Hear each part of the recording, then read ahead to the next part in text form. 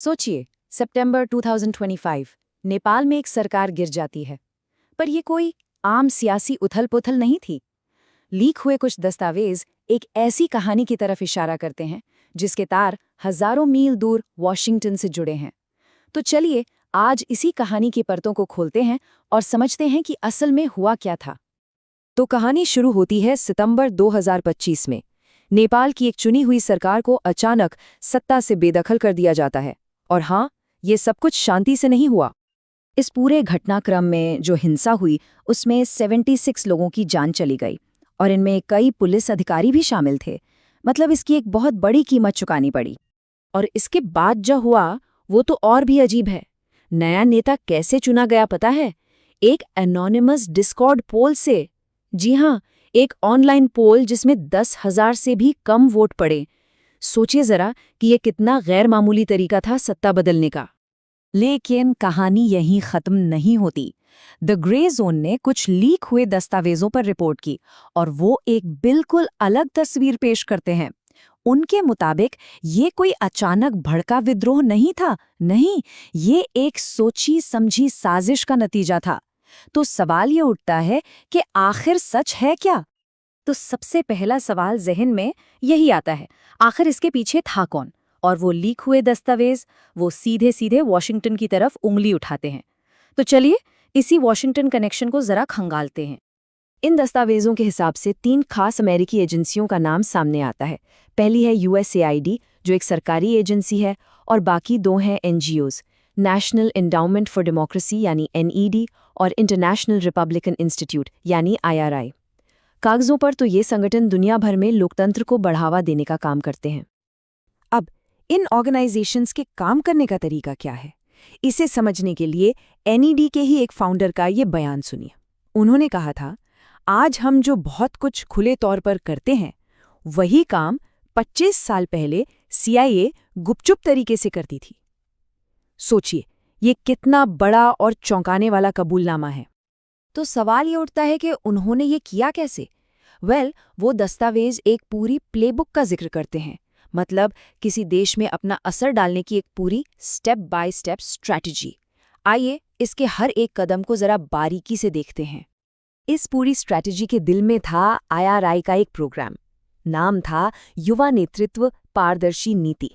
अब नाम से तो लगता है कि इसका मकसद था युवाओं को पॉलिटिक्स में एक्टिव करना और पॉलिसी मेकर्स पर दबाव डालना।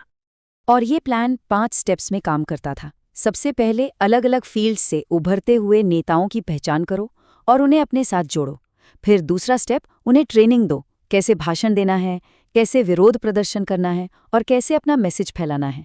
तीसरा, एक ऐसा यूथ नेटवर्क बनाओ जो अमेरिकी हितों को सपोर्ट करें। चौथा कदम, इसी नेटवर्क का इस्तेमाल करके खास मुद्दों पर कैंपेन चलाओ।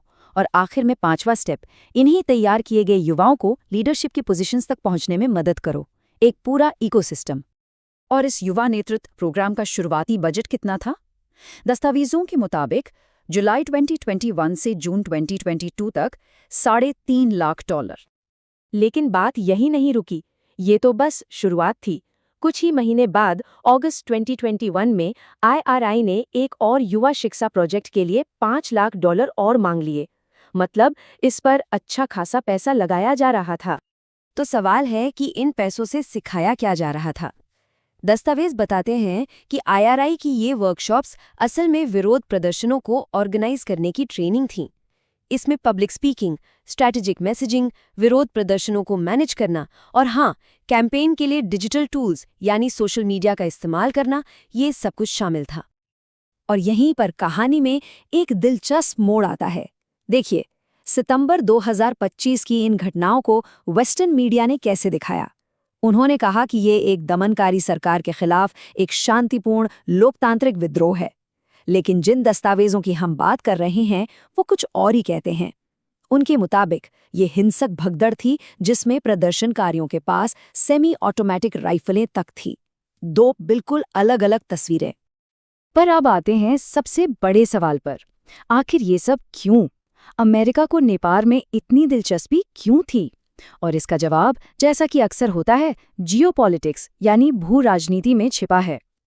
लीक हुए IRI दस्तावेजों में ये बात साफ साफ लिखी है। वो कहते हैं कि चीन और भारत के बीच नेपाल की जो स्ट्रैटेजिक लोकेशन है वो उसे वॉशिंगटन के मकसदों के लिए बेहद अहम बना देती है।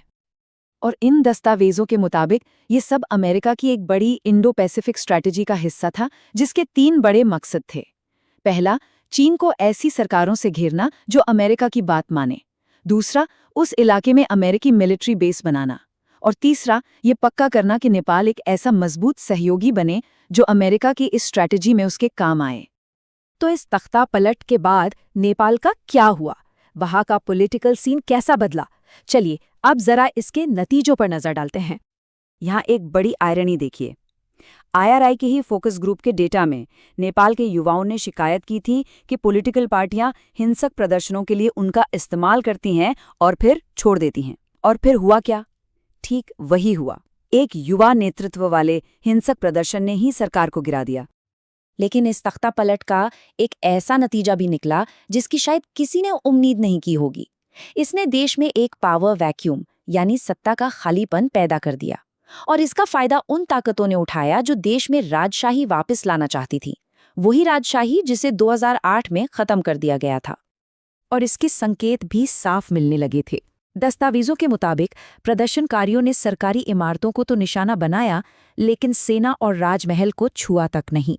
यही नहीं, नेपाल के जो पूर्व राजा थे ज्ञानेंद्र शाह, उन्होंने भी इन विद्रोहियों का समर्थन कर दिया। और तो और सेना ने भी भविष्य की सरकार बनाने की बातचीत में राजशाही के समर्थकों को शामिल करना शुरू कर दिया। यानी सारे इशारे एक ही तरफ थे। तो ये पूरी कहानी हमें एक बड़े सवाल पर लाकर छोड़ देती है। जब किसी देश के युवाओं का जोश और विदेशी ताकतों के हित आपस में टकराते हैं, तो उस देश का भविष्य असल में कौन लिखता है?